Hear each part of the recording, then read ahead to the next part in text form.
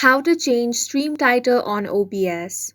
Hi guys, welcome to our channel. Let's begin. In this video, I will guide you on how you can change stream title on OBS. The first thing you want to do is open OBS on your laptop or PC, then click on the settings option. Now you want to click on stream. Here you want to select your service. If you have not already connected your account, make sure that you do that. After your account has been connected, you want to click on the docs option. Now scroll down and click on stream information. Once you click on this, you're going to get this box over here. Now you have the option of title. So go ahead and enter a new title that you want.